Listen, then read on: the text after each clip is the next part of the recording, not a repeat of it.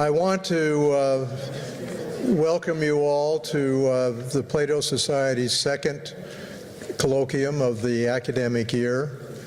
I am Fred McLean. I'm president of the Plato Society, and we are delighted you all are here, and we're very pleased to be back at the Skirball Cultural Center.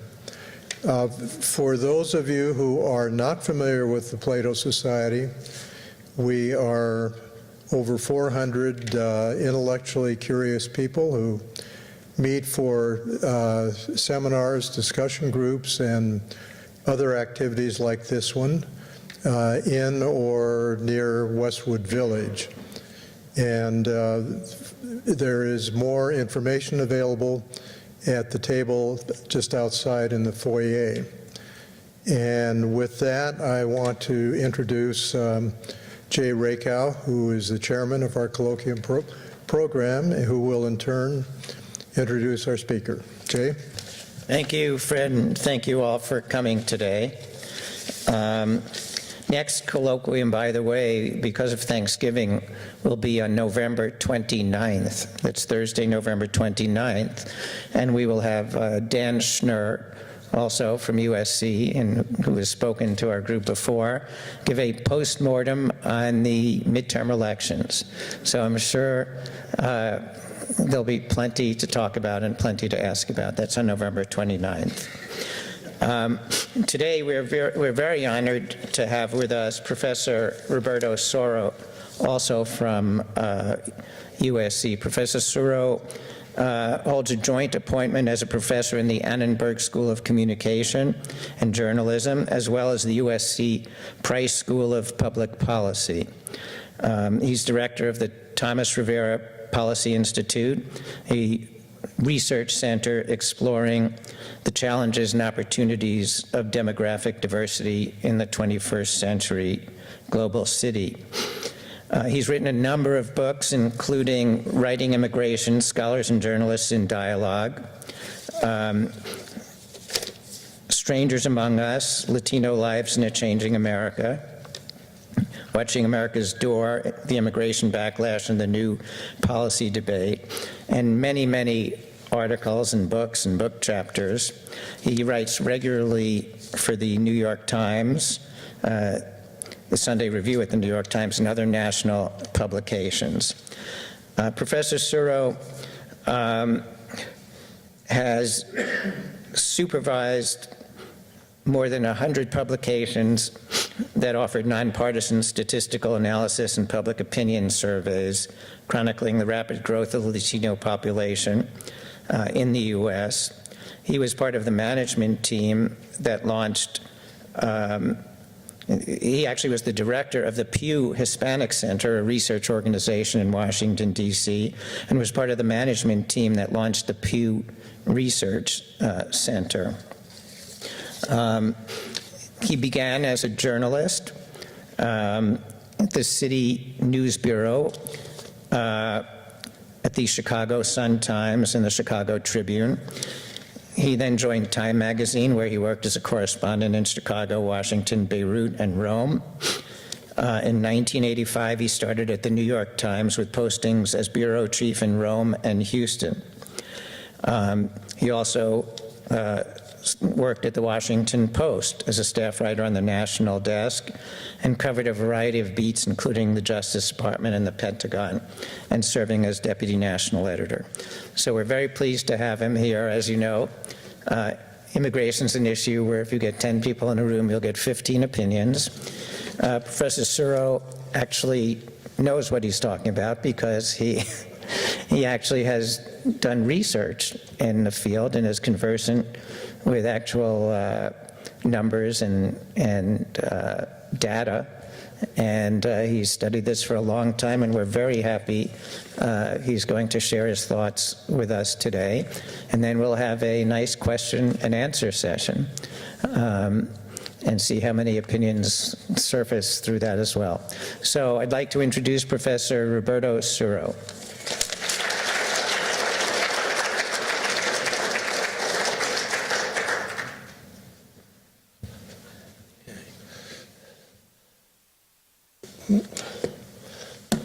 clock here so I can see what I'm doing. Well, thank you very much for that introduction, and thank you for the invitation to be here with you today. It's a real pleasure to have a chance to talk to you about a subject that has fascinated me for a number of decades. And I could talk about it forever, but I won't, I promise. Oh, okay. Better? Okay. So actually, instead, I just want to make a few brief sort of remarks to kind of frame the topic as I see it and give a sense of where I think we are as a nation and sort of the larger scheme of things with immigration and some of the controversies that surround it these days, and then leave plenty of time for us to have a conversation and get those more than 15 views. So I'm going to start with 3 data points that explore then individually. The first is 303,000, actually minus 303,000. That's the change in the population of Mexican-born individuals living in the United States between 2016 and 2017. So that population is declining, and it has been declining for several years, and that decline is now apparently accelerating. First data point. Second is 16,658. 16,658 is the number of family units that were apprehended by the Border Patrol along the border with Mexico in September, just the month past. Family units are defined as 1 or more adults traveling with 1 or more children. So it's not 16,658 people, it's a much higher number than that. That's the highest number of family units apprehended at the southern border, I believe, ever. Certainly this year. Last time we came close to that kind of a number was in 2014, a previous surge of Central American migrants. And we'll return to trying to understand what's behind that number and its implications. And finally, the last data point that we'll be talking about is 4 to 1. 4 to 1 is the proportion of mentions of immigration in Republican ads during this election cycle versus Democratic ads. So Republican candidates for federal office are mentioning immigration in one way or another 4 times more than their Democratic counterparts. And that lead us into a conversation of how this is all playing politically and trying to bring it into a larger perspective. So let's start with that minus 303,000. To put that in context, if you go back a decade, maybe even less than a decade, certainly to 2007, 2008, that was a plus 300,000 a year. And if you go back before the recession, certainly, in the years when the economy was doing very well, it was more like 500,000 a year plus. So to sort of understand the context behind these numbers, consider that in 1970, basically now almost 50 years ago, the number of Mexicans living in the United States was about 750,000, as best anybody could figure it. By 2010, it was 11,700,000. So in 40 years, between 1970 and 2010, about 11 million people came and settled in the United States from Mexico. That's the equivalent of 10% of that population. So we're talking about demographically, in terms of any kind of migration, a really significant movement of people. If you try to find another example of 10% of the population from one country moving to another country, absent a war or absent a huge political change like the demise of the Soviet Union, you'd be hard-pressed. I don't know of another example where you've had that many people from one country moving to another in that short a time. But in the middle of it, we very much, we in the business, and I think politically, more broadly in American society, we're operating on the assumption that this was permanent, that it was inevitable, this ineluctable movement. It was in the nature of the relationship between these two countries, in particular the nature of how the labor force between these two countries had become interlocked. And there was a lot of evidence to that. So we know now, looking back, that this migration was stimulated in part by a kind of synchronicity in demographic trends. In the US, end of the baby boom, 1970s through the mid-80s, declining birth rates. You add 20 years to that, and 20 years later, you've got a declining number of new entrants into the labor force. Mexico, exactly the opposite. 70s and 80s, Mexico was coming out of a demographic transition, had big birth cohorts and excess labor then 20 years later. So we know that in the 80s, 90s, into the aughts, there was this kind of synchronicity in terms of the demography of these two countries. We also know that the U.S. did, the way the economy evolved, it created a lot of jobs for low-skilled workers, a little bit unexpectedly. We were moving into this hourglass shape that we're in now, with a lot of people at the top and a lot of people on the bottom, and a hollowed-out middle. That bottom attracted a lot of low-skilled immigrants. And this seemed to be something that was headed for a long term. And then it started changing. It started changing in 2006 with the collapse of the home construction market.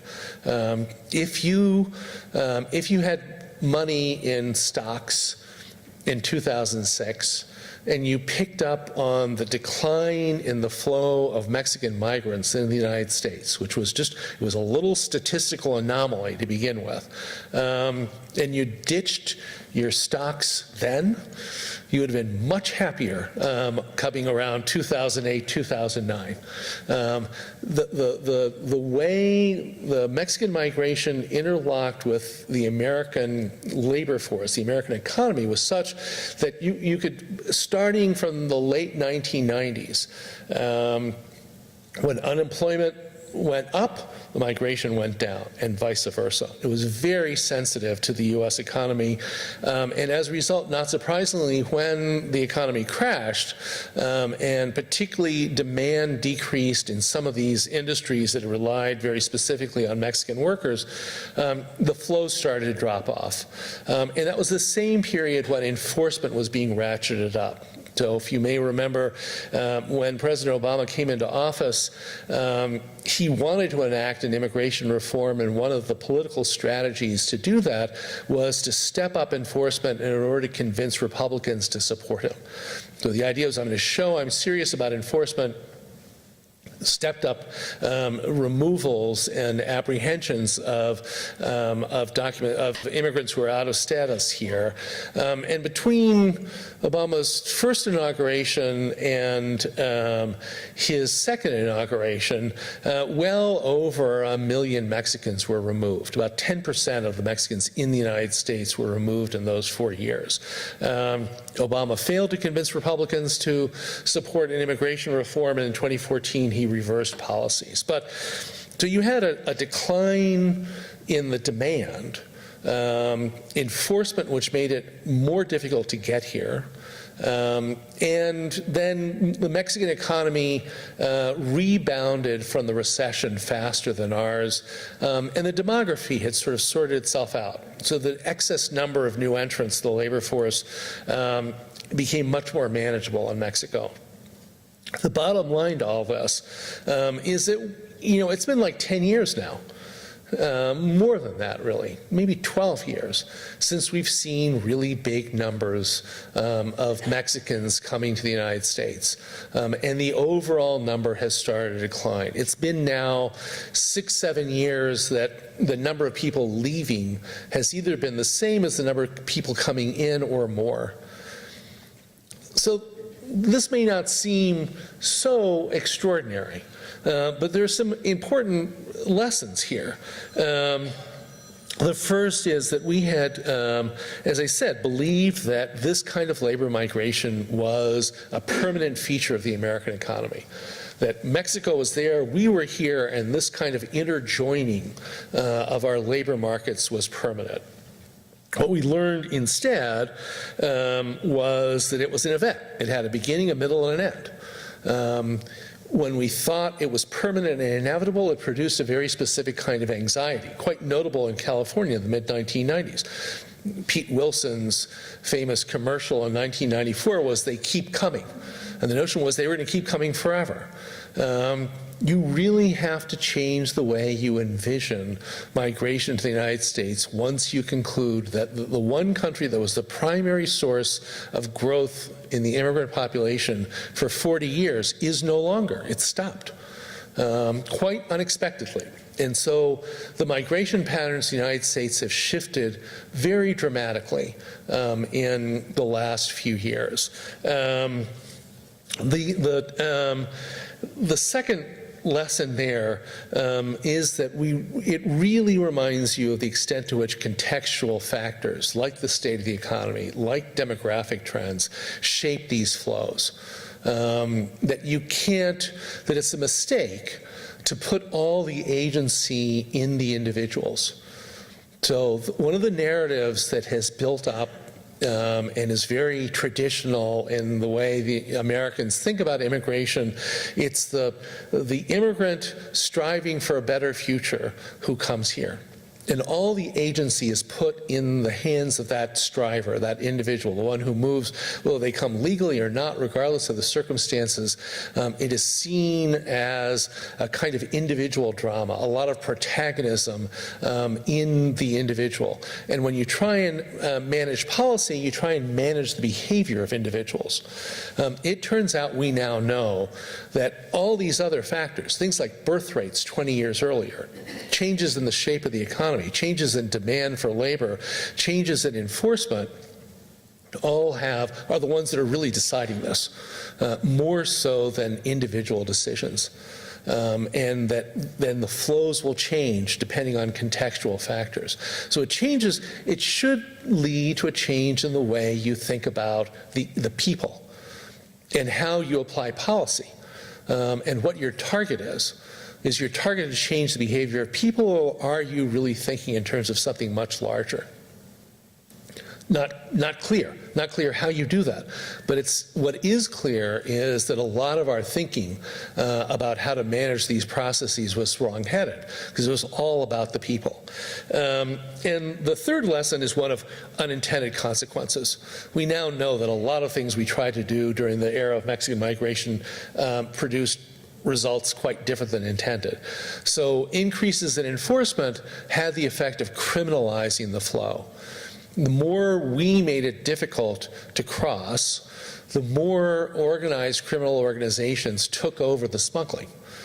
They had the resources, they had the ability, they could put more manpower into it, they charged more, and they criminalized the flow in a significant way. So one of the unintended consequences was an overlap between drug smuggling and human smuggling that hadn't existed before, in part because the process of getting across the border was made more difficult and came to be controlled by large criminal organizations.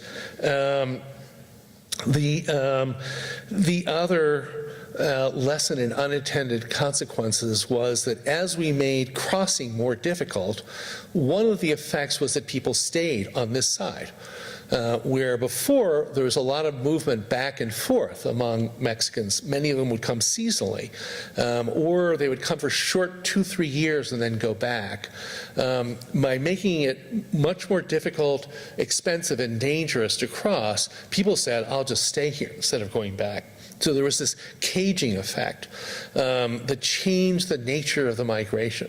One of the effects, totally unintended, unexpected, was you had a labor migration dominated by men. The men used to go back and forth. They would visit their families in Mexico. You make it more difficult to cross back and forth. What do you think happens? You call for your families. You bring the women and children north. because the male can know. So we went from what was a labor migration dominated by males to a much fuller migration of families that came to settle and stay permanently. Completely unexpected effect, exactly the opposite of what we were trying to accomplish in public policy. So there's a lot of humility you have to take out of this episode. Humility about knowing what's going on, and humility about thinking you know how to manage it. Which leads us to the next data point and our current dilemma. 16,658 family units in 1 month. We're seeing a profoundly different form of migration now. And need to completely refigure the way we think about what's happening and how we're going to manage it. So these are families seeking protection, seeking a better life and protection, seeking protection, a better life, and to be with family members who are already here. Very complicated, mixed motives, a very different situation than a simple labor migration. Males going to take advantage of the availability of work and higher wages versus families who are fleeing an intolerable situation and are seeking both a better life and protection. So you're, in terms of trying to affect their behavior, understanding what the potential, how many people are we talking about here over time? Very much more difficult to sort out. And the push factors, the things that are driving people out of their homes, are much more virulent and unpredictable than a wage differential. So we know that El Salvador in particular has an enormous crime problem, one of the highest murder rates in the world. Honduras is not far behind. There's climate crises in parts of Guatemala and Honduras, results of droughts. There is a coffee rust. There are all kinds of people who are leaving because of natural forces. We're in a number of these countries, the governments are virtually failed states, unable to provide the most basic responsibility that a government has towards its citizens, which is to ensure public safety. Completely incapable of doing it. Large parts of all three of these countries, the Northern Triangle, as they're called, Guatemala, El Salvador, and Honduras, where there is no rule of law. And one of the grounds for seeking asylum is to say, I have faced criminal violence and my police are useless. The government's useless. The police are as corrupt as the people who are coming and threatening me and or killing relatives. This puts, the first thing this does is creates an entirely different policy environment. So you're not dealing with people who are seeking the permission to work here. You're dealing with people who are seeking protection. They fall into a totally different category of law. An area of law where the United States has signed treaties, has its own, our own statutes, which basically create the obligation on the part of the government to at least hear the case. And make some determination whether this person deserves protection or not. The criteria for deciding protection are a complicated matter. We'll talk about them in a second. But we're talking about an entirely different kind of migration. What do we know about these flows at this point? Well, one thing we know is there are a lot of people from those countries who are already here. 3 million and change from the Northern Triangle countries, people who've been here for a long time. Some of these migrations, the Salvadoran migration dates back to the 80s, certainly the 90s. Some of the other, Guatemala and Honduras are a little bit more recent. They've always involved a mix of people seeking protection and people seeking economic gain. Labor migrants, humanitarian migrants, and then family reunification migrants, all mixed up together, and individuals who've got all of these motives wrapped up together. It's a totally different kind of narrative than the Mexican labor migration, which was about people seeking a better life, people who are coming to work, people who are essentially trying to contribute to our economy. You could argue, and as was true in the case then and may be true now, that our economy is generating more jobs than the population is creating workers. And so actually this flow of people meets an economic need. This is a totally different narrative. This is people who are seeking protection. They're coming to us and saying, we need your help. And our qualification for entry is what we have suffered in the past. It's a totally different logic. It puts different responsibilities on the part of the host country, and it makes it much harder to figure out who you let in and what you do with them while you're trying to figure out whether to let them in or not. So that's the dilemma the Trump administration, and before that the Obama administration, have faced. People show up at your door. They literally knock on the door and say, please let me in.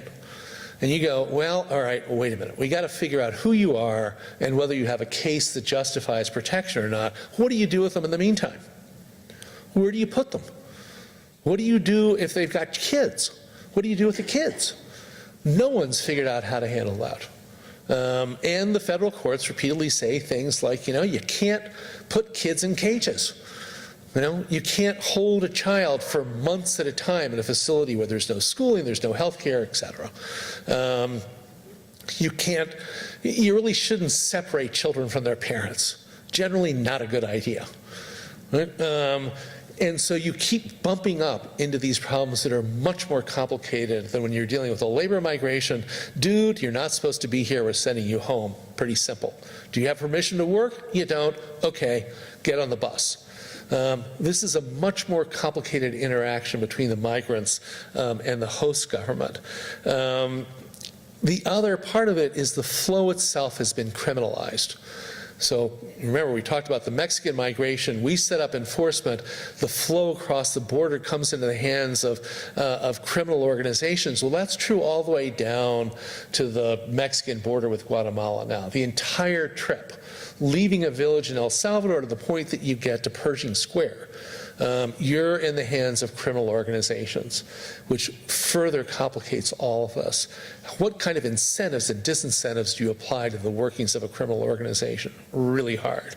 The other part of this that lurks is that maybe this is the next big thing.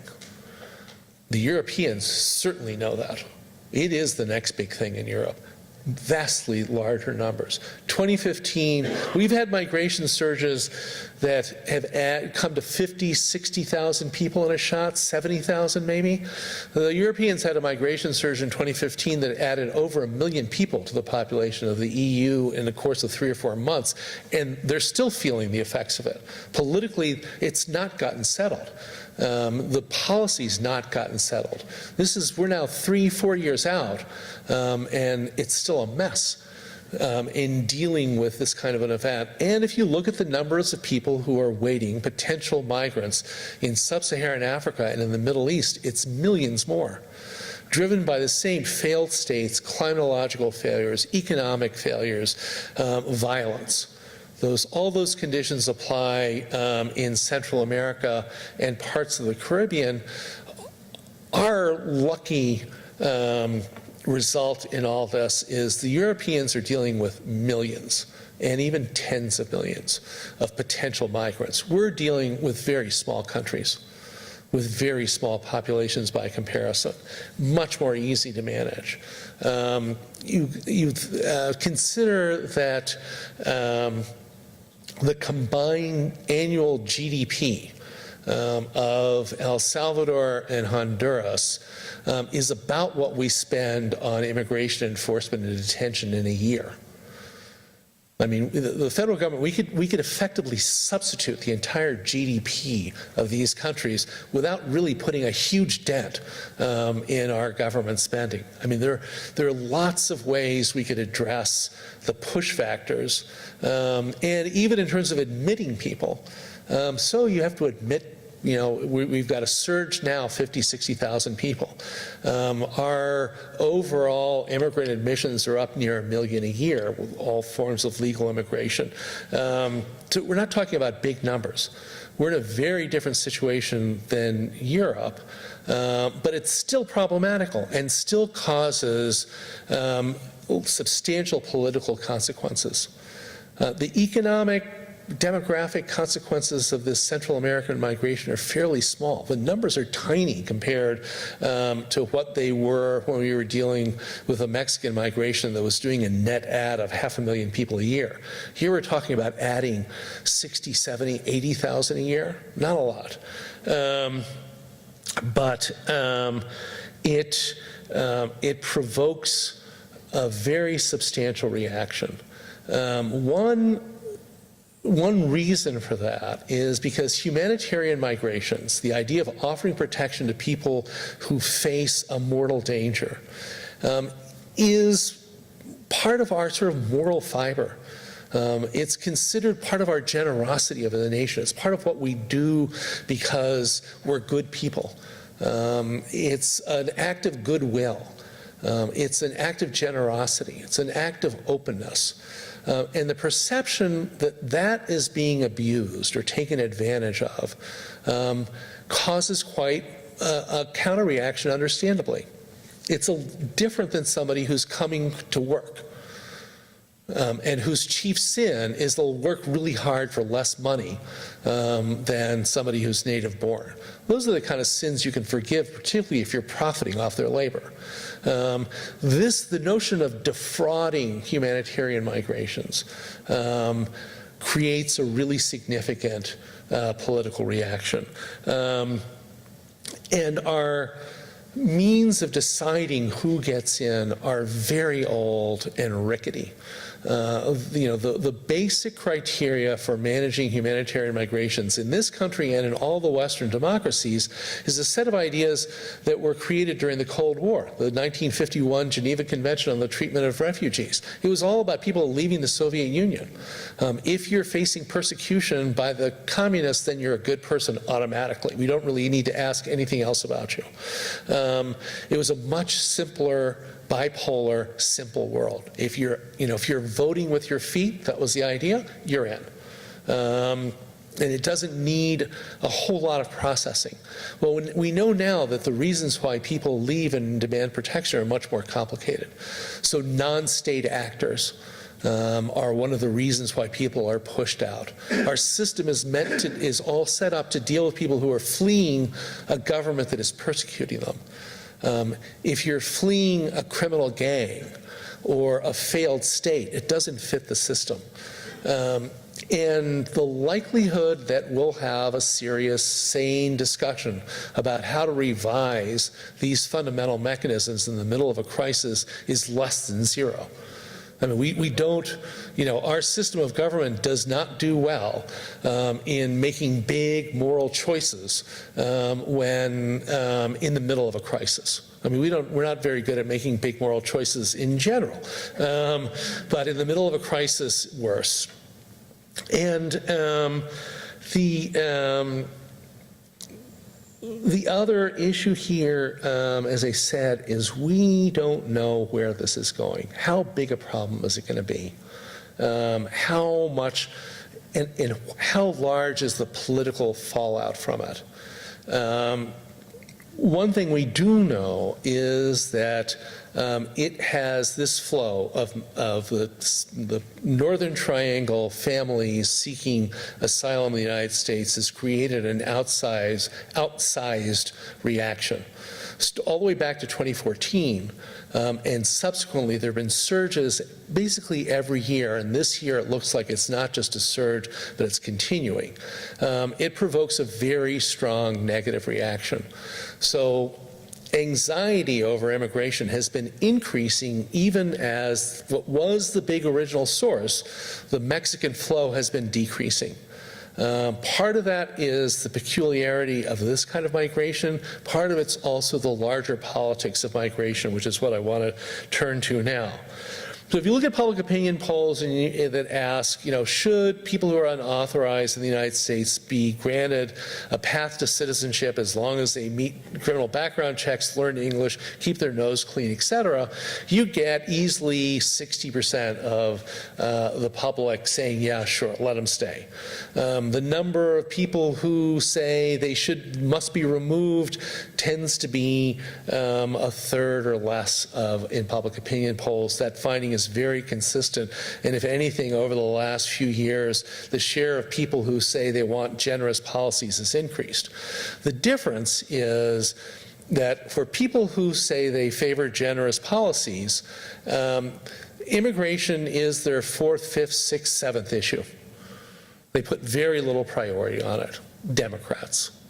It's just not a big issue. It comes way after healthcare, jobs, education, all kinds of other issues. For the people who are anxious, people who want restrictive policies, people who see a threat, it's their number one issue, over and over again. That number has been steady and increasing. And it's more than the Trump base, although that's certainly an important part of it. And you see that now in that number that I shared, the 4-to-1 ratio. You have 4 times as many mentions of immigration in Republican ads in this election than you have mentions in Democratic ads. And that's because they are addressing people for whom this is a voting issue. People will go out and vote. They will leave their homes and go to a polling place, which is the key to a midterm election. The rest of it doesn't really matter. You just need to get people to vote. And if you get your people to vote, you win. For Democrats, immigration is not a voting issue. It doesn't motivate people. And we can talk about why that might be, but it's a stark fact. And this migration, this kind of migration, the image of these families showing up at the border asking for entry, the fact that they come in surges, that all of a sudden you've got these large numbers, these pictures of tent cities, is exacerbating that gap.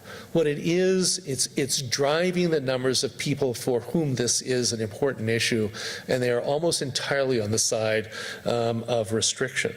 So we're dealing with something fairly emotional and capable of rising anxiety, moral panics, as they're described in the trade, where people get into a situation where they really believe there are very, very dire consequences resulting from a situation that involves another, a separate group, somebody other than yourself, somebody unlike yourself that is threatening your well-being, can create a sense of moral panic that I am worthy and I am being assaulted, I'm being attacked, I'm being undermined.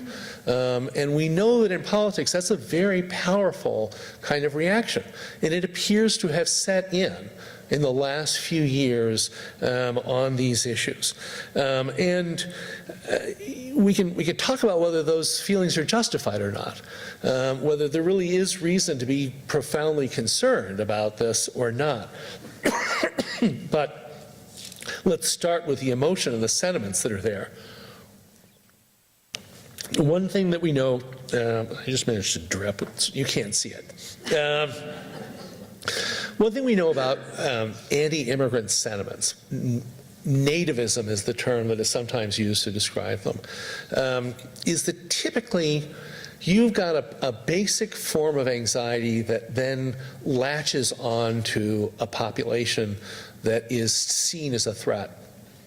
So the best example of this is in the Trump 2016 campaign, very skillfully from the start, used nativist rhetoric as part of his appeal. From the very first day when he talked about Mexican rapists, very deliberate, very calculated way of ostracizing, of creating a threatening class of people against whom he posed himself as the defender. Started with Mexicans. 4 months later, after the San Bernardino shootings, it was Muslims. Mexicans, Muslims, doesn't really matter so much because it's not so much their behavior as the origins of the anxiety and what it is that's driving the fear, the concern. And that, I think, is my last point, and one that I think bears some serious consideration. So what is the source of this anxiety?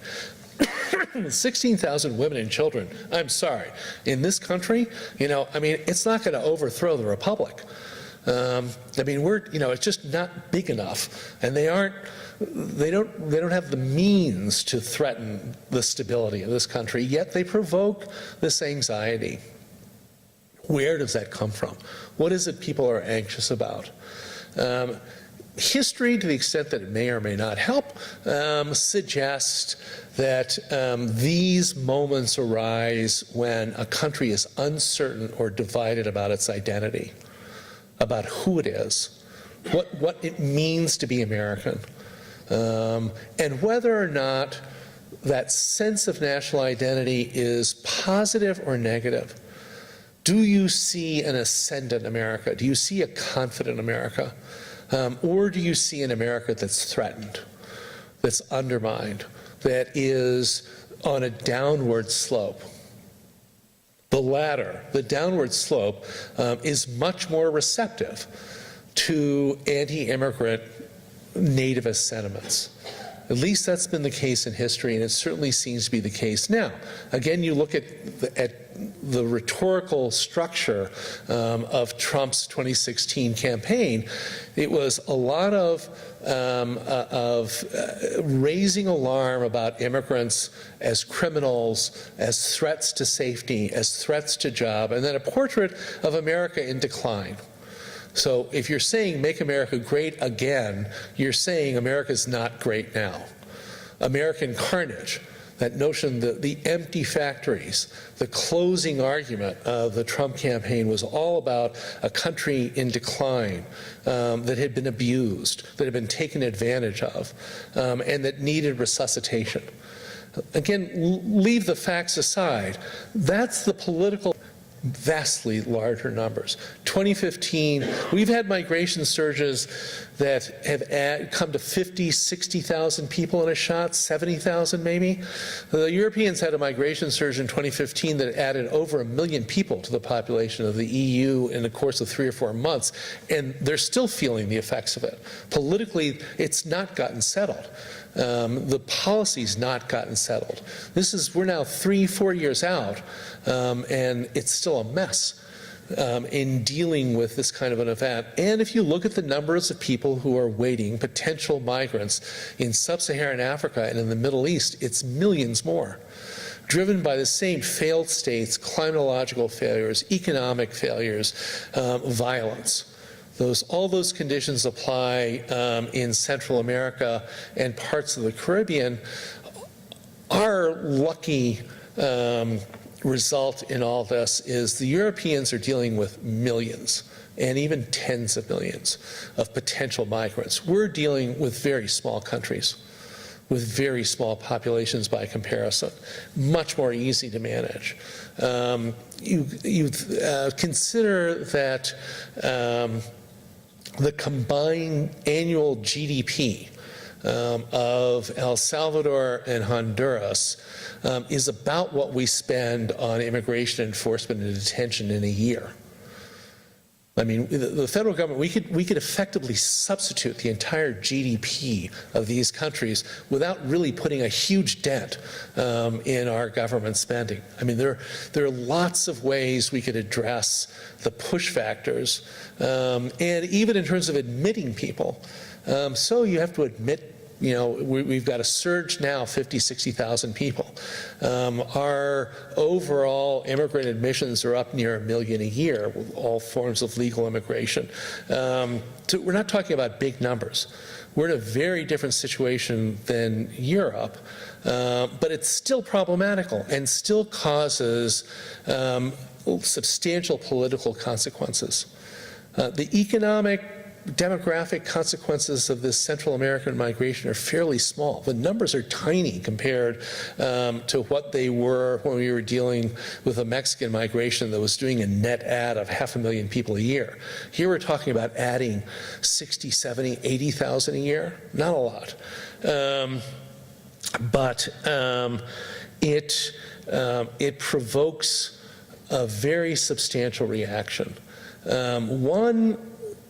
One reason for that is because humanitarian migrations, the idea of offering protection to people who face a mortal danger, is part of our sort of moral fiber.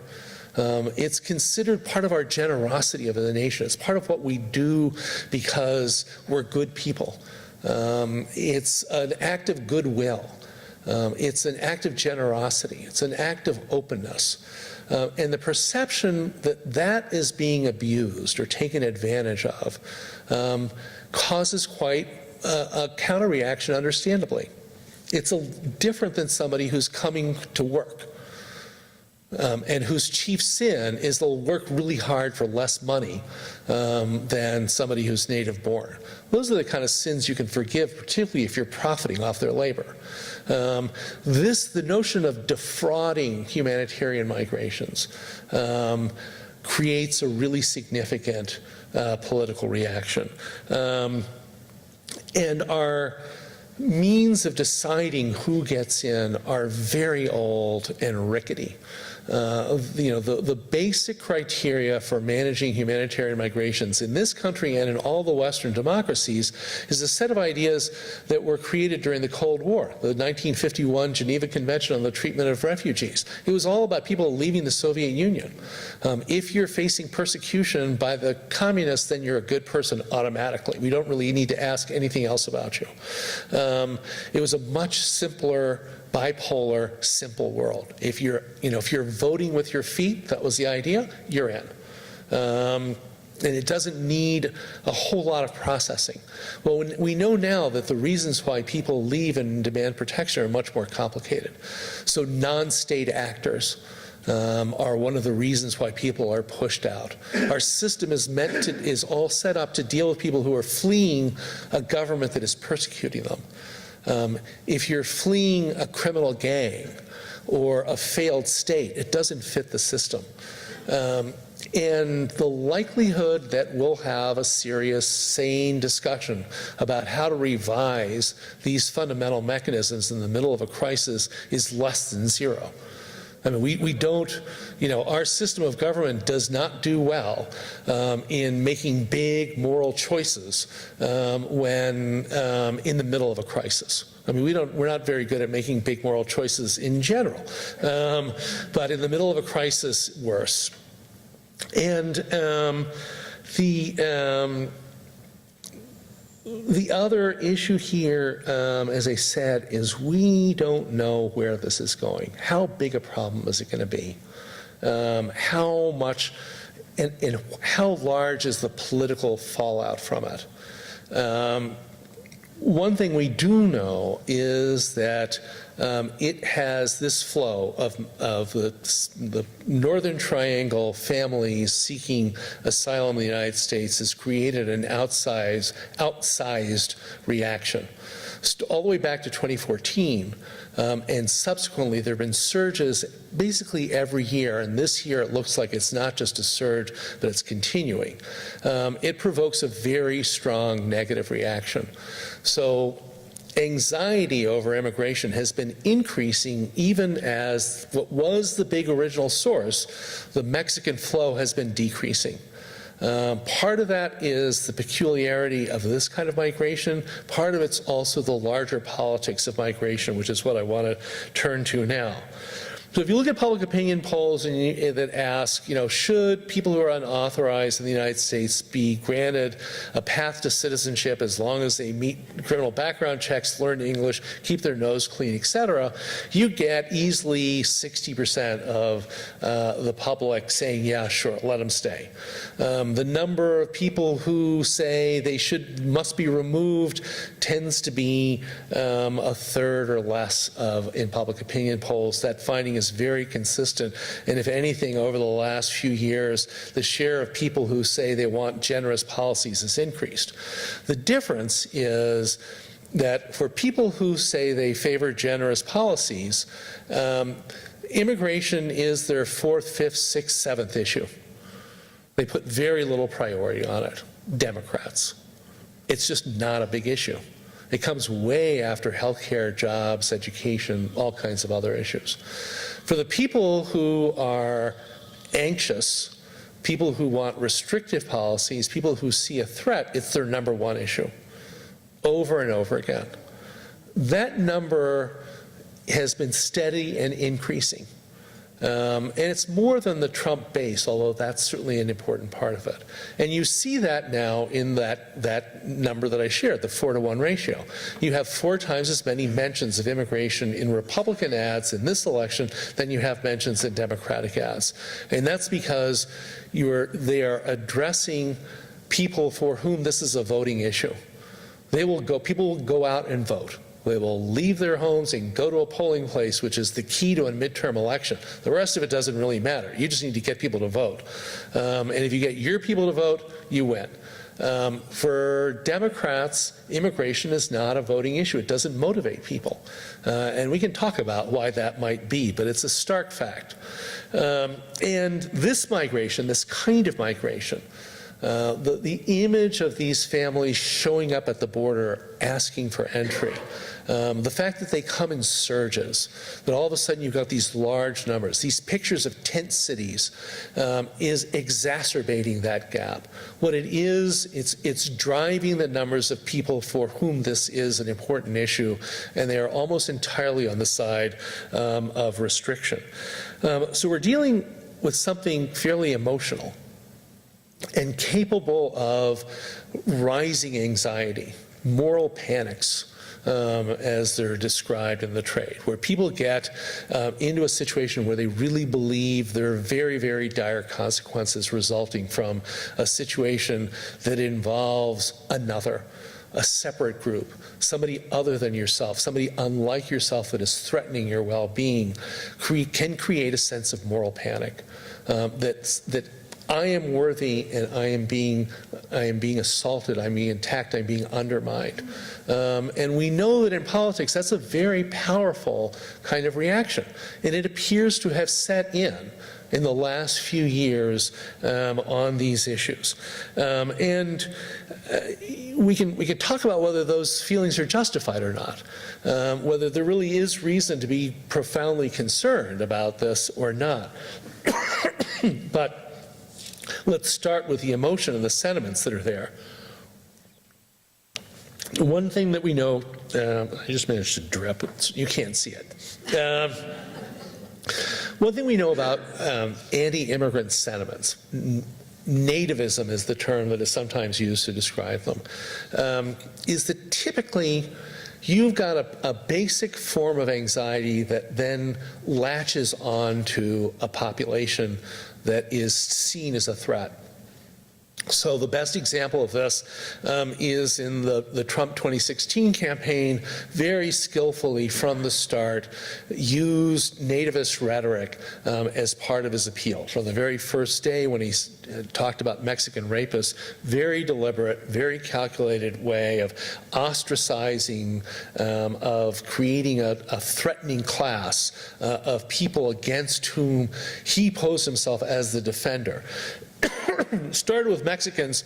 4 months later, after the San Bernardino shootings, it was Muslims. Mexicans, Muslims, doesn't really matter so much because it's not so much their behavior as the origins of the anxiety and what it is that's driving the fear, the concern. And that, I think, is my last point, and one that I think bears some serious consideration. So what is the source of this anxiety? 16,000 women and children, I'm sorry, in this country, it's not going to overthrow the republic. It's just not big enough, and they don't have the means to threaten the stability of this country, yet they provoke this anxiety. Where does that come from? What is it people are anxious about? History, to the extent that it may or may not help, suggests that these moments arise when a country is uncertain or divided about its identity, about who it is, what it means to be American, and whether or not that sense of national identity is positive or negative. Do you see an ascendant America? Do you see a confident America? Or do you see an America that's threatened, that's undermined, that is on a downward slope? The latter, the downward slope, is much more receptive to anti-immigrant nativist sentiments. At least that's been the case in history, and it certainly seems to be the case now. Again, you look at the rhetorical structure of Trump's 2016 campaign. It was a lot of raising alarm about immigrants as criminals, as threats to safety, as threats to job, and then a portrait of America in decline. So if you're saying make America great again, you're saying America's not great now. American carnage, that notion that the empty factories, the closing argument of the Trump campaign was all about a country in decline that had been abused, that had been taken advantage of, and that needed resuscitation. Again, leave the facts aside. That's the political framework in which nativist sentiments do very well, at least traditionally, and it seems to be the case now. So what counters that? In the past, when you look at how have nativist moments ended, there are a number of ways. But one of them is an alternative view of the country, one that's optimistic, that's ascendant. A prosperous, happy nation can look at 16,000 women and children and go, yeah, we can handle it. We'll figure this out somehow. We're doing fine.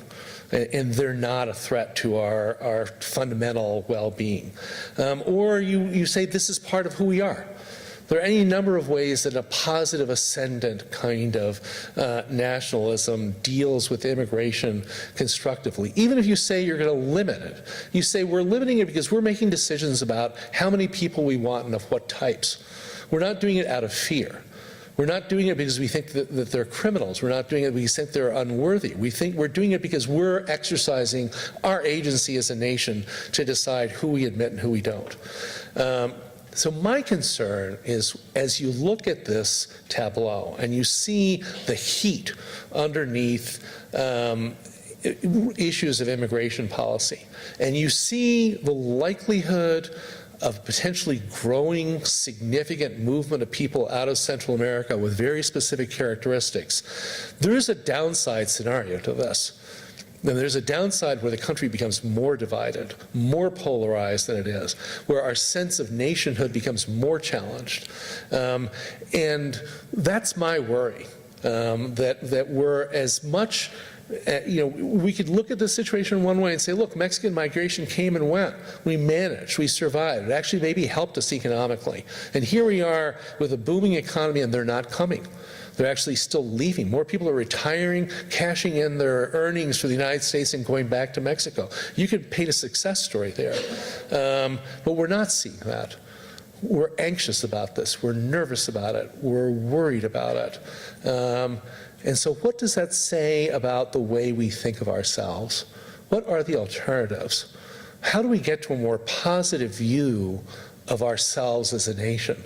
Does that allow us to be open, generous, or just less anxious?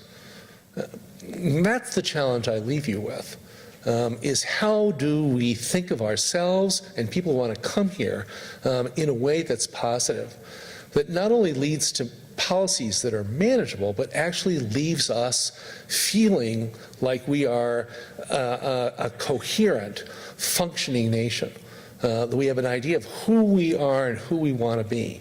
One of my fascinations with immigration is when you look at how a country deals with immigrants, you can see a lot about that country's personality and where it is and where its mentality is. And right now, when you look at that, when you look at how we are dealing with immigrants, going back, this isn't a partisan question. You go back 10 years to the beginning of the Obama administration, there's a lot of continuity.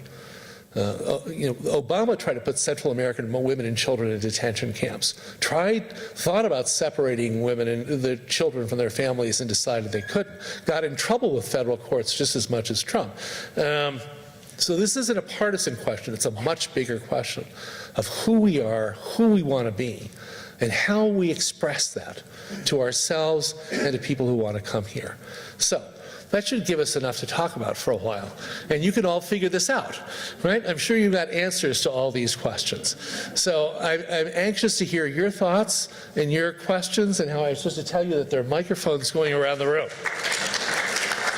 Well, don't clap yet. This is just the end of the first movement.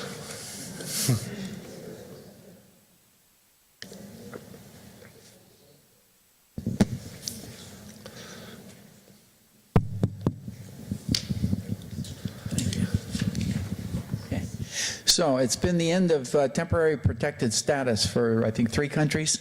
What's going to happen and what should happen? And what can we do about it? They've been living here and working for a long time. Yeah, so just, I mean, in case there's some of you who don't follow immigration debates closely, temporary protected status is a policy mechanism available to the executive to basically say that people from a given country can stay temporarily, as is the name, and typically because something has happened that makes it difficult for them to return home. So a natural disaster. There was a Honduran TPS after Hurricane Mitch. Civil conflict. The original TPS for El Salvador came when the Civil War was still quite active, and it was deemed too dangerous to go back. And there are other examples. Very much in the nature of American policymaking, which has often been ad hoc on immigration. Specific decisions about specific countries, specific flows, rather than generalized rules. One of the ways we get ourselves in trouble often. So temporary protected status was supposed to be temporary, and then it turned out not to be. There are any number of these populations for whom it's been renewed year after year after year. The oldest of them is the TPS for people from El Salvador, which goes back to late 80s. And of whom, I don't know, there's several 100,000 people who have kept renewing this every year. And you're allowed to stay here, work. You have limited ability to leave the country, remember, but you are not on a path to citizenship or permanence. It's been renewed in most of these cases because of diplomatic concerns. So you've got about 1 million people from El Salvador living in the United States. They send home in remittances the equivalent of between 1/5 and 1/4 of the GDP of the entire country. They keep it afloat, in short, sending money back $200 at a time. It's been in our interests heretofore, I mean, one administration after another since the late 1980s said it's easier to leave them here than to totally sink this country and then have to deal with the mess that results. And it's been the Department of State that's over and over again said, no, no, no, let them stay. It's in our interest that they keep this money going back. That has changed now. And we have an administration that says all the TPSs are going to be temporary. If the circumstance that prompted the offer of protection has ceased to be a factor, then these people should go home. True in principle, but then these, as I said before, it's a mistake to ever think of migration as just a matter of people who've moved from one place to another. We know that's not true. There are all these contextual factors, and how do you have to go case by case and try and understand the costs and the benefits of saying to these people, you can't stay here. Now, that doesn't mean they're going to leave. We know they're not going to leave. I mean, why would they leave? You've got people who've lived here for 20 years. Why are they going to leave? They'll just go dark. And then what have you got? You just added to your unauthorized population. And then what? I mean, what have you actually, you can say, I ended TPS, but in actuality, you've substituted a moderate problem for a much more serious problem. You've just you add them all up, I don't know, it's 500, 600,000 people who are going to go dark on you. They're just going to disappear, and they're going to be here. They're not going away. Where are they going to go? What are they going to do? I mean, it's absurd to think that they're going to leave. So I don't see that it's a policy that's going to have great results other than being able to say that it's been done. I'll do shorter answers. That one was a good, complicated question.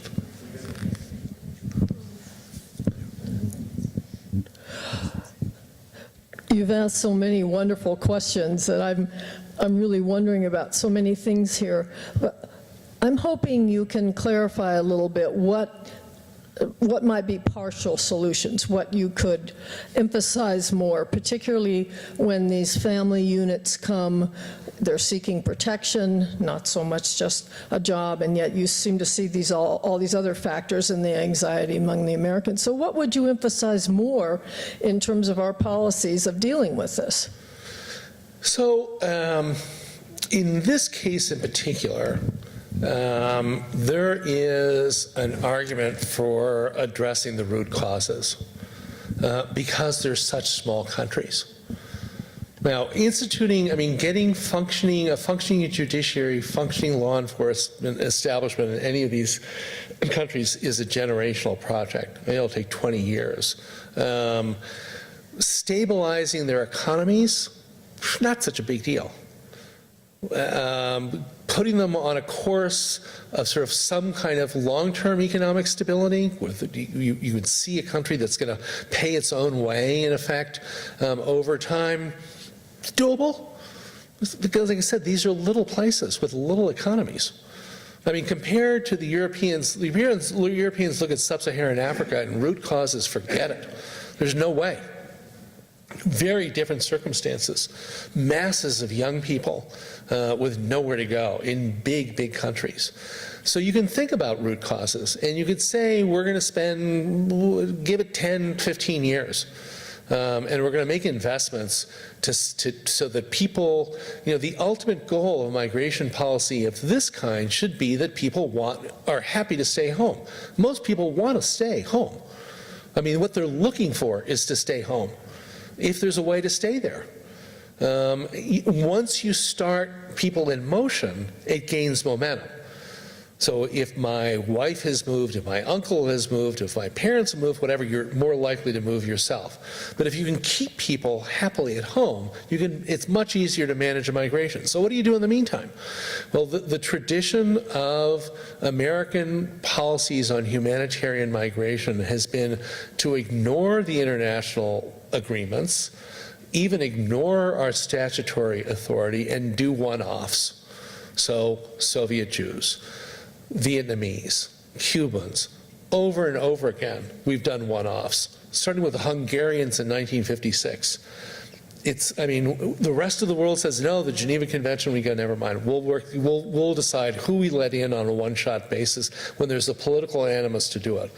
So, in a very different political situation than the one we live in now, you can, not that complicated, to create a statutory mechanism that over the next 10 years you let in, 100, 150,000, 200,000 people a year from these countries, so that you take care of the family unification. You kind of, you reduce the pressure on the illegal channels. You start shifting people from illegal channels to legal channels while you're trying to address the root causes.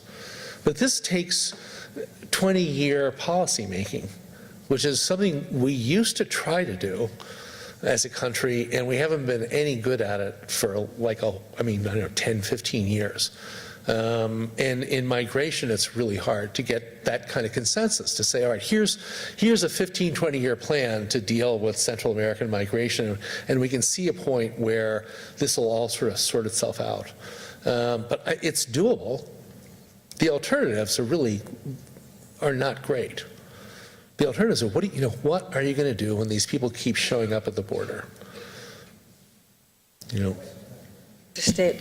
Yes, hi. Thank you very much. I thought your lecture was excellent. Can you tell me how Costa Rica plays into this? Being a country, a neighbor of those three, critical countries, and I don't know, from my point of view, they seem to be a pretty successful country. How do they play into this, positive or negative? Well, so Costa Rica is small, relatively prosperous compared to these other countries, and unusually has a fairly stable political history compared to the rest of Central America. Doesn't even have an army. So right now, what they're worried about is people coming there. I mean, and for good reason. There are a lot of people in motion. There are a lot of people leaving their homes and a little bit desperate. And the Costa Ricans are rightfully concerned that they'll become a destination. They'll end up with refugee camps, which nobody wants. For better or worse, the Costa Rican economy has not been attractive enough to draw a lot of people. So they've kind of stayed out of this. And they're not major players. And they really haven't been, the turmoil in Central America, if you go back to the Nicaraguan Civil War and after that, Costa Rica's played the role of a peacemaker, sort of the Switzerland where people can come and talk, but has not gotten into the mix that much. As I said, their worry is, if what we're seeing now is the beginning of something that gets bigger, they've got problems. Because they're going to end up with people. And managing people is it's difficult and it's expensive, and it'll mess up your politics. So you have said that there's as we understand, there's a large part of the American population that is anxious about immigration, and their anxiety is disproportionate to the actual situation. How do you make them less anxious? See, now, a good professor like myself would say, well, what would you say? Let's hear some ideas from the class. We have a very good question here from young, whatever his name is, has raised a question of class. What do we think? My concern and my diagnosis is that the immigration prompts the anxiety. It's the focal point for the anxiety, but it's not the cause of it. That to a certain extent, we're seeing displacement in the classic psychological way. You have a bad day at the office, you come home and you're mean to your wife. It's not your spouse didn't give you a bad day at the office, but that's who ends up getting the grief. A very basic way of how humans operate. There's some displacement going on, where this anxiety is coming from somewhere else, and it's finding expression in these sentiments towards immigrants. The other way of thinking about it is, if you were able to, 16,000 families is not a lot. So let's say you build the wall or do whatever you want, fix things in Central America, and they disappear. They're not coming anymore. Would that anxiety go away? I don't think so. I think the anxiety comes from someplace else. The Mexican migration, as much as people talk about it, including the president, is non-existent. If you make a wall too big, it's going to stop people who are trying to go south. Right? That's the movement. We know that now. And there are lots and lots of, the Mexican migration is mature to the point where there are lots and lots of people who said, I've been here for 20 or 30 years, I saved a pile of money, my children are all US citizens, they're grown, they're going to college, I'm going back. I want to go back because that's where my country is, that's where my people are, that's where I'm comfortable. Plus, with the money I saved here, I can live really well there. And they're starting to go back. Well, I can't say that. You can't have a conversation with somebody who believes that they're all rapists and murderers and say, look, chill. This thing kind of sorted itself out. And we're kind of on the upside of this thing. And actually, you look back, it worked pretty well. They came here, they worked, they helped our economy, and now they're going back. What more do you want? That wouldn't make people feel less anxious. That's why my last point, it's about who we think we are as a country. And I think you got to go there.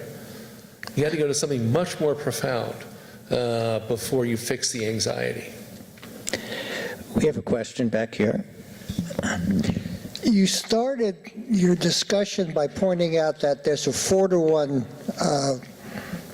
disparity in political advertising. How can you expect any type of reduction in anxiety when it's being stoked as a political weapon in order to get elected? MS-13 seems to be on every street corner, and people should be terribly afraid and vote for Republicans. How do you expect to get any kind of reaction that is going to have a calming effect? I don't. I actually, I mean, I don't want to get too depressing. It's lunchtime. People are digesting. I mean, it's early afternoon, almost time for a nap. I think things will worsen. I mean, I think I don't think we've seen the darkest hour yet at all. I mean, I didn't want to start with that, because then what do you say? You know? I mean, all right, thanks, folks.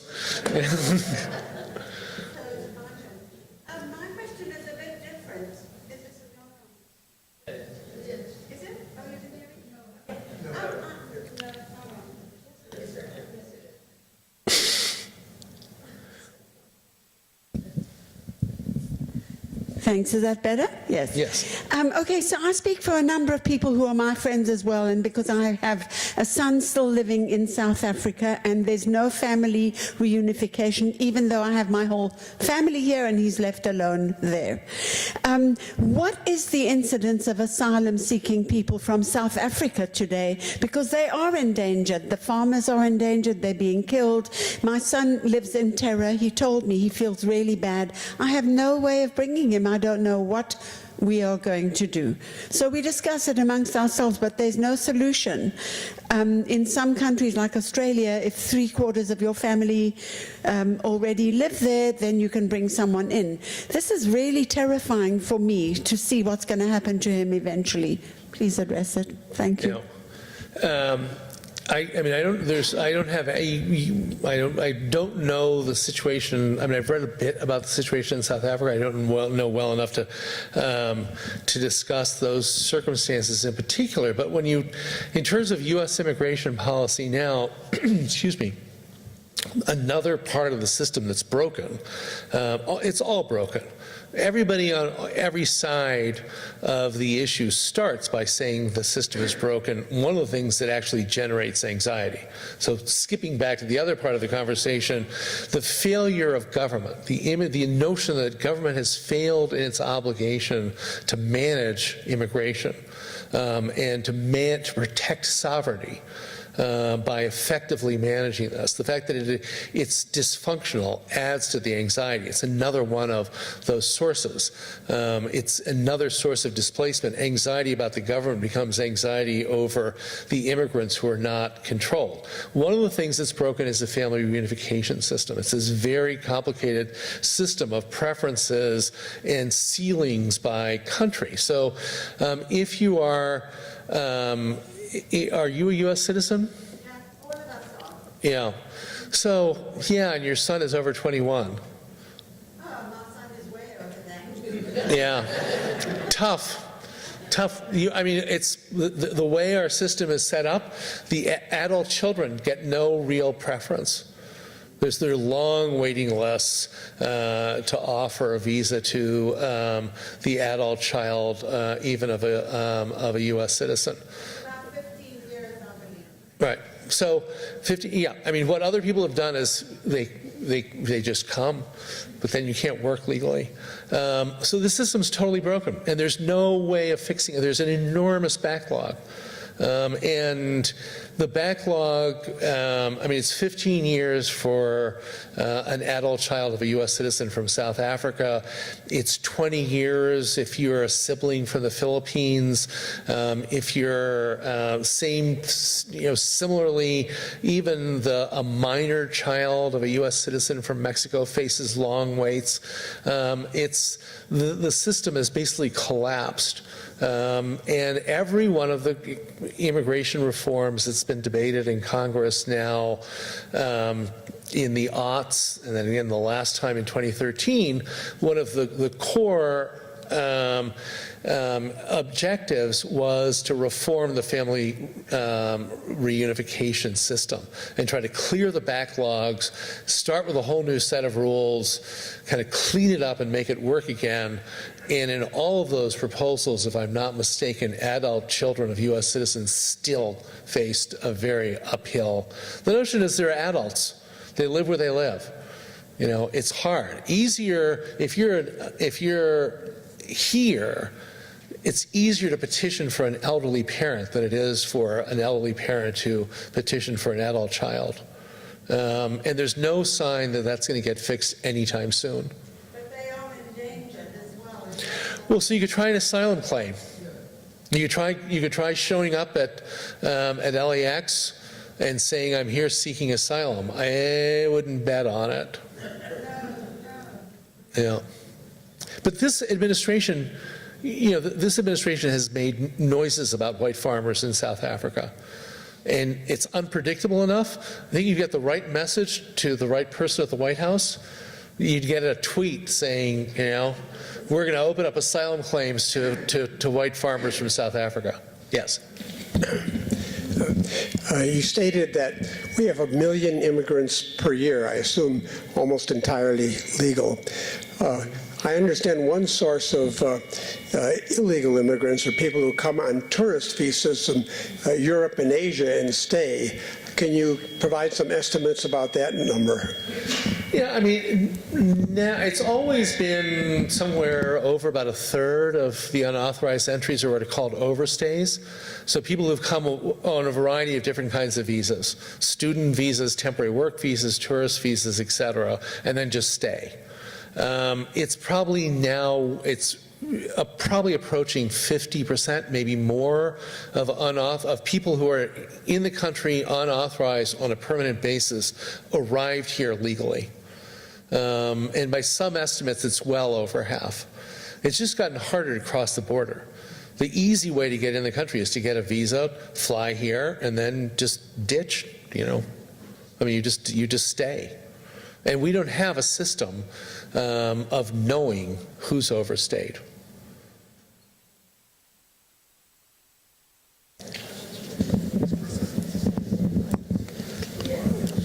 Thank you. So I'm interested in your comments on the early efforts of the Obama administration. In 2007, Obama ran with a promise to the immigrant community to prioritize a resolution of these issues. In 2008, when he was sworn in, the administration controlled the House of Representatives and had a filibuster-proof majority in the Senate, and yet nothing was done. What's your view as to why nothing was done, and whether or not this is just a football that both parties like to have in the air? Yeah, I mean, all right, so the last part, whether they both like to have it in the air, that's an interesting question. In regard to the first part of your question, the answer that you'll get from people who worked in the Obama administration then would be to say our priority was the economic recovery and all the different efforts that were made around that. It was both a matter of sort of their own bandwidth and not wanting to arouse Republican opposition. And then the president there was a moment when there was a discussion of whether to do immigration first or health care first. With that moment of extraordinary political power that the Democrats had in the first 2 years. The rationale was if we do either health care or immigration, we're going to provoke opposition from the Republicans to potentially lose our majority. So which hill do we fight for? And the decision was made to do health care first. And in fact, that provoked the Tea Party rebellion, the 2010 elections in which the Republicans took control of the House and the Democratic majority was gone. Now, was that bad faith? Another question. Did Are there Democrats who would prefer to leave immigration unsettled because they think it's a way of motivating certain voters, some liberals, Latinos, and others? There have been some. They should be greatly disabused of that idea because it hasn't worked.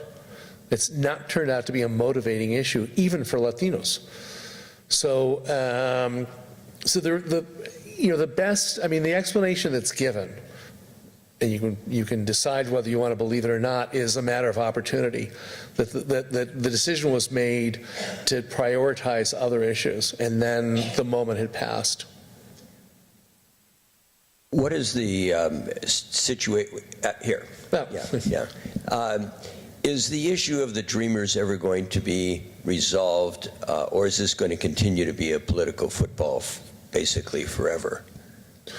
Right, so the Dreamers, this is children, people now who are adults who came here as children out of status, typically brought by their parents. And the question, there have been various efforts to clarify their status.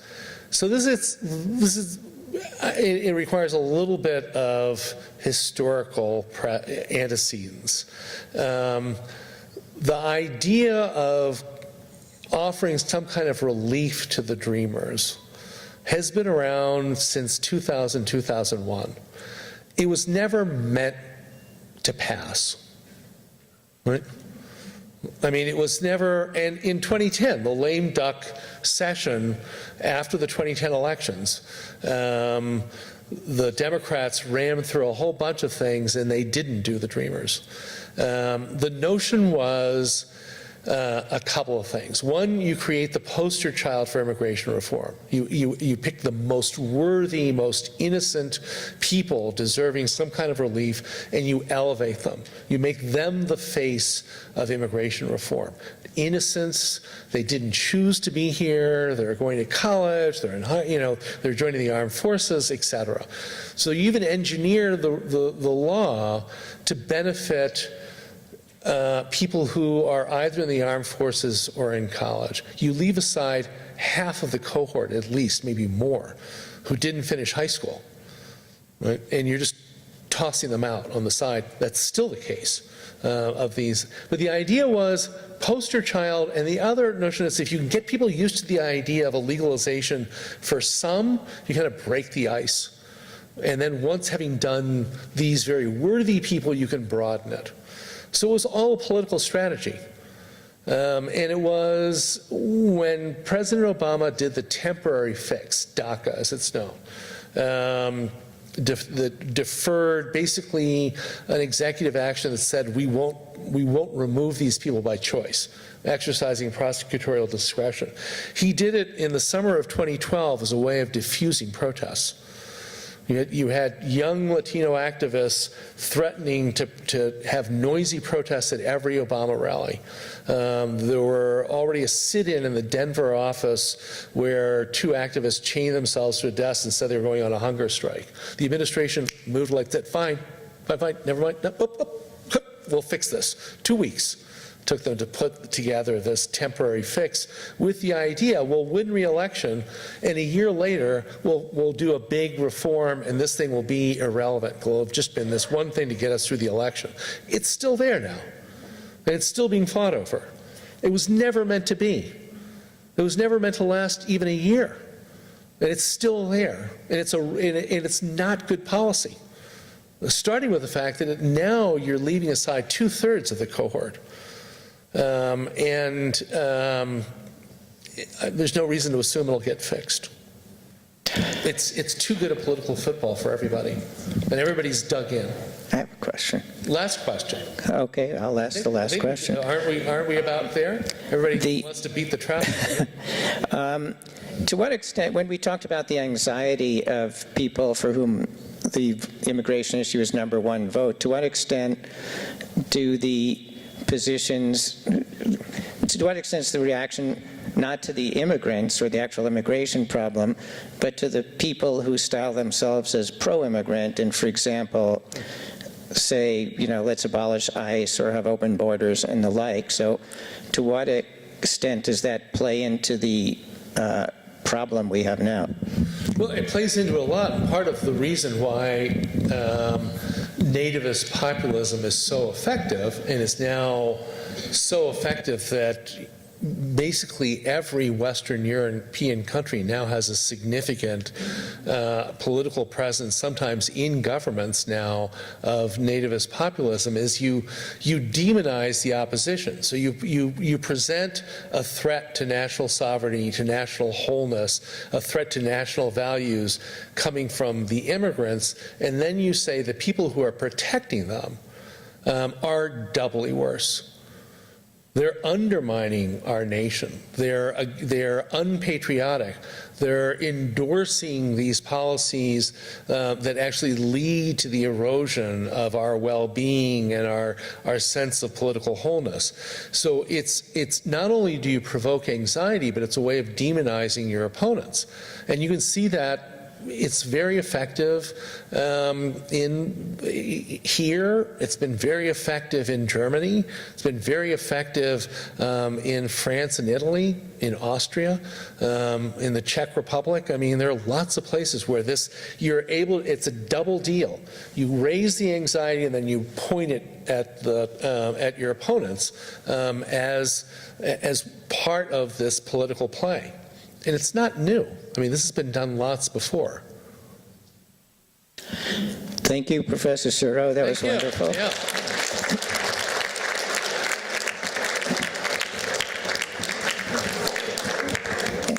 And once again, November 29th will be one of Professor Suro's colleagues at USC, Dan Schnur, giving a post-mortem about the midterm elections. Yeah, don't miss Thank you. Dan.